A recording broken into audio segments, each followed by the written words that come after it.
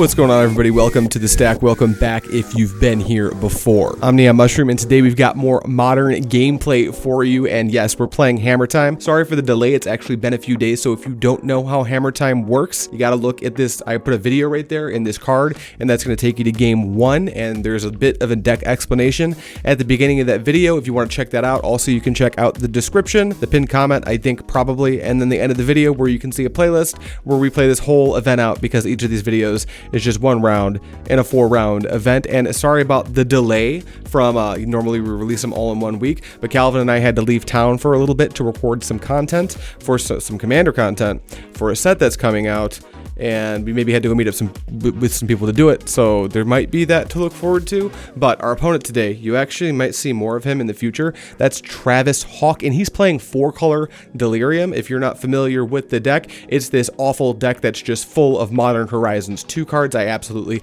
cannot stand it. It's got Solitudes, it's got Furies. A lot of the decks play Ephemerate. It sometimes has Counterspell, Expressive Iteration, Prismatic Ending, Ren and 6, Teferi. So many fetches. You fetch like every turn, and the deck eventually tries to win the game with like an Emrakul, the Promised End or something. But that's the deck that Travis is playing. I have no clue how this matchup's supposed to go for us, but I think we're the beatdown in that matchup for what that's worth. And that's everything you should need to know before we get into it. So without further ado, let's start round 2, game 1.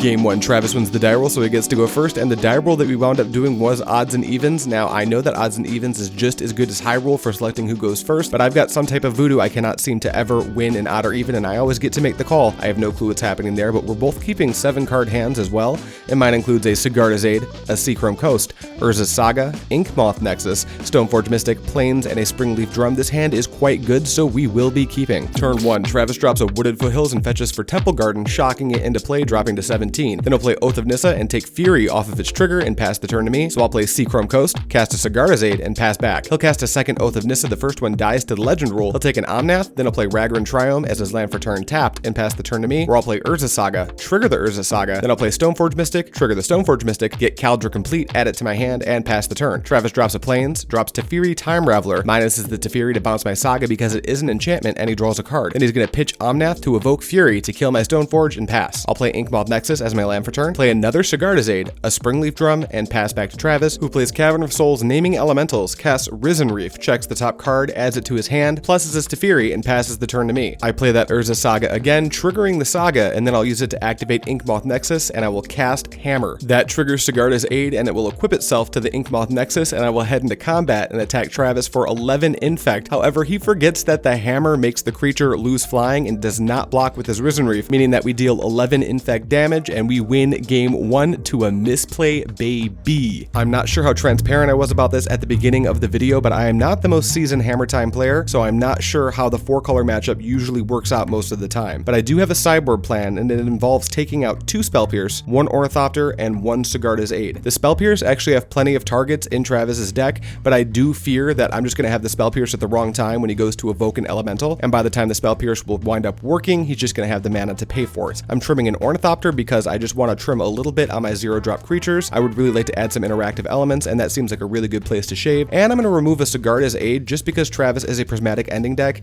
and I don't want to lean all the way into the full-on combo. In return for losing these 4 cards, we're going to gain 2 Lavinia Azorius Renegade. This card is incredible against the elementals because it makes it so he can't evoke them. I'm also going to bring in a Path to Exile as he's a creature-based deck, and there are creatures I'm going to be able to want to answer on a very short notice. I'm also bringing in a Sword of Fire and Ice, kind of a weird selection, but it does give my creatures protection from about half of his deck, and it makes combat a lot easier in a lot of situations that pop up in this matchup. We won game 1 thanks to that awesome misplay, putting us on the draw for game 2 as well, and I'm keeping a 7-card hand. Travis does have to mulligan down to 6. I'm keeping 2 copies of Urza's Saga, a Colossus Hammer, Stoneforge Mystic, Hollowed Fountain, the Reality Chip, and an Arid Mesa. Turn 1, Travis drops Mishra's Bauble and immediately cracks it, targeting himself, and he does not like the card he sees on top of his deck. So we'll play Windswept Heath, fetch for a Snow-Covered Forest, dropping to 19, and shuffle that top card away. Cast Abundant Growth, draw off the Abundant Growth, and pass the turn to me, where he'll draw a card in my upkeep thanks to the Bauble's trigger. I'll play a tapped Hollowed Fountain as my land for turn, and pass. Travis shocks on a Sacred Foundry, dropping to 17, plays Ren and 6, ticks it up to grab a land from his graveyard, and passes the turn. So I'll play Arid Mesa, immediately fetch for a Plains, dropping to 19, play Stoneforge Mystic, trigger trigger the Stoneforge, get a Sword of Fire and Ice, and pass back. Travis is going to play Windswept Heath, fetch for a Snow-Covered Forest, dropping to 16, buy Yorion, tick up the Ren and 6 to get the Windswept Heath back, and pass to me, so I'll play Urza Saga, trigger the Saga, play a Hammer, and pass the turn. Travis is going to play a Snow-Covered Plains, and then play Magus of the Moon, which unfortunately kills my Urza Saga. More in the future on why that happens. We may have Travis in the studio for reasons, maybe we don't, we'll find out in the future. Then he's going to tick up Ren and 6, targeting nothing, and try to pass, but at the end of his turn, I'll activate Stoneforge Mystic and cheat in Sword of Fire and Ice. I play Inkmoth Nexus as my land for turn, and then try to equip my Sword of Fire and Ice to the Stoneforge Mystic, but in response, Travis is going to pitch Yorion to evoke Solitude, targeting Stoneforge Mystic, and in response to that, I'll cast Blacksmith's Skill, targeting my Stoneforge Mystic, but unfortunately, Travis casts Ephemerate on the Solitude in response to that, so Stone is going to get exiled by the second trigger, and I'll go up to 20 life. This is a pretty bad blowout that I could have avoided by casting the Skill with the Solitude on the stack, but we completely missed that, so I will pass the turn. Travis is going to let the Ephemerate stay exile instead of casting it in his upkeep, and I'll tick up the Ren, targeting nothing. Then I'll attack me for 5, bringing me to 15, and gain 3 from the Solitude, going up to 19, drop a Windswept Heath, and pass the turn. I'll play another Stoneforge Mystic, trigger this Stoneforge Mystic, get a Shadow Spear, cast a Shadow Spear, and pass back to Travis, who's just going to hardcast Fury. This trigger is going to kill my Stoneforge Mystic. He gets to attack for 5 again. This time I'll drop to 10, and he'll gain 3, going up to 22. He'll tick up the Ren, play Windswept Heath, and pass the turn. I'm going to path to exile the Magus of the Moon. Travis is going to get a basic land tapped off of the trigger that lets me play Urza Saga, trigger the Saga,